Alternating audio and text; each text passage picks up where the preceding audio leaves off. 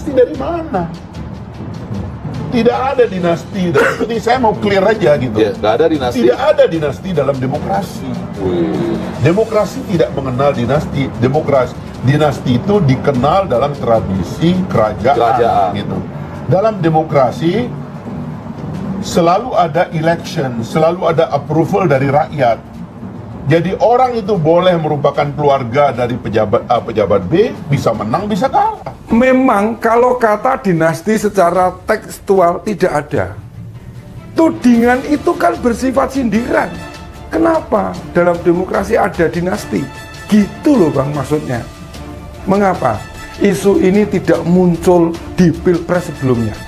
Atau menggugat tidak mengajukan pada pilpres yang lalu? Bukankah itu sebuah keanehan? Mengapa?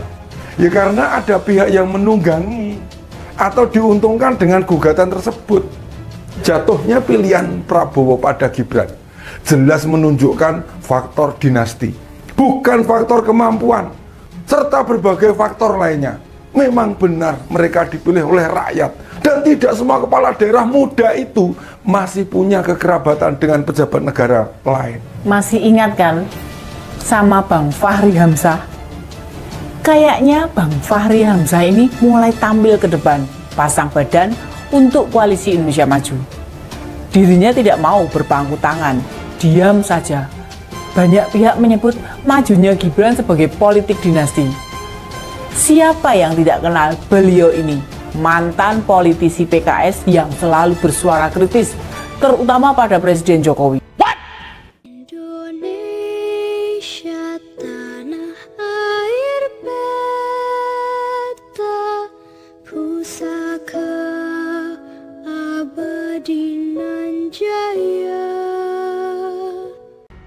Di media sosial banyak yang dulunya mencaci dan mengkritik keluarga Jokowi, malah seperti menjilat ludah sendiri. Sebenarnya dalam politik sah-sah saja, tiada kawan, tiada lawan, yang ada hanyalah persamaan kepentingan. Masalahnya tetap satu, ada cawapres yang maju karena dugaan nepotisme dan konstitusi. Dangkahi itu saja pokok masalahnya, bukan masalah umur dan lain-lain. Tapi ada upaya mengakali aturan untuk mengusung satu orang netizen sedang gencar menghajar duo Fadlizon dan Fahri Hamzah. Keduanya sedang dirujak netizen dengan ganasnya, ini karena cuitan lawas mereka. Di tahun 2019 dikorek lagi dan dipajang dengan megah di banyak akun media sosial. Mungkin ini suatu kebanggaan yang perlu diketahui seluruh rakyat Indonesia. Di zaman Orde Baru aja Pak Harto nggak pernah mengizinkan anaknya ikut pilkada, walau mekanisme beda. Walau mekanismenya beda, kalau namanya bukan politik dinasti, ya politik aja mumpung, nggak sehat bagi demokrasi, tweet Fadlizon. Pada waktu itu cuitannya ini membalas postingan dari Fahri Hamzah. Sebaiknya Gibran maju paling cepat setelah 2024. Ya, kalah atau menang di Solo akan merusak reputasi bapaknya. Padahal harusnya reputasi presiden berakhir moncer pada periode akhir, tweet Fahri Hamzah. Tapi pada akhirnya mereka menelan ludah sendiri. Fahri Hamzah adalah petinggi Partai Gelora yang mendukung Gibran, sedangkan Fadlizon adalah petinggi Gerindra yang juga mengusung Gibran. Gimana ini sih? Kok jadi terbolak-balik ya? Lucunya ketika Jokowi sedang benar-benarnya mereka malah mengkritik. Tetapi ketika muncul dugaan nepotisme dan MK, berulah mereka malah diam saja dan malah mendukung Gibran. Bagi orang yang logikanya sakit, pelanggaran apapun dibilang sah-sah saja. Bahkan dibilang demokrasi. Demokrasi tapi aturan ditambahi dan diaduk-aduk. Kalau tanpa mengobrak-abrik aturan, Gibran mau pada usia berapapun ya dipersilakan monggo. Dan lucunya ketika ada konstitusi dilangkahi banyak yang protes. Tapi mereka berdua malah mengaburkan masalah dengan pamer tokoh-tokoh dunia yang menjadi pemimpin di usia muda. Pokok masalah aturan dirubah mereka tutupi dengan gencar dan segenap tenaga. Fadlizon dan Fahri Hamzah terkenal sering menyerang Jokowi saat itu, tapi mendadak jadi pemuja. Lucu tapi fakta. Ya, masih ingat nggak siapa yang dimaksud dengan pemimpin plongo-plongo, plin-plan, minjela-minjele? Siapa yang suka bikin pantun menyerang pemerintah saat itu? Orangnya sekarang banting setir menjadi pemuja, orang yang dulu dia semprot. Tapi intinya sejak dulu memang beginilah cinta. Sorry, politik selalu ada kejadian seperti ini. No problem. Semua sudah terjadi dan ditakdirkan. Politik memang unik, antik, tapi bisa juga terkesan kejam. Indonesia sebagai negara demokrasi tidak lepas dari intrik politik. Sebenarnya sepanjang masih dalam koridor hukum dan konstitusi politik, sangat bermanfaat bagi tatanan negara. Berdemokrasi, Indonesia dipimpin oleh seorang presiden yang memimpin pemerintahan agar bisa berkoordinasi dengan baik. Demi kemajuan bangsa, Presiden Indonesia dipilih 5 tahun sekali dalam Pilpres, dipilih langsung oleh rakyat, yang merupakan presiden pertama yang dipilih langsung oleh rakyat, sedangkan presiden kedua adalah Presiden Jokowi yang dipilih langsung. Dalam negara demokrasi sudah biasa ada posisi pemerintahan dan ada juga koalisi oposisi.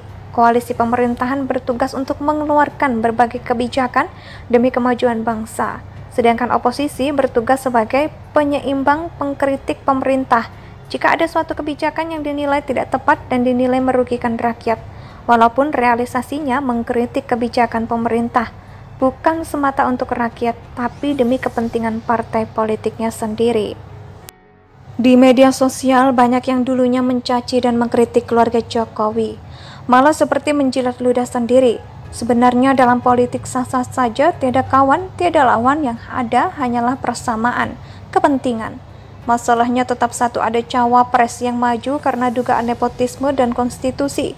Dangkahi itu saja pokok masalahnya.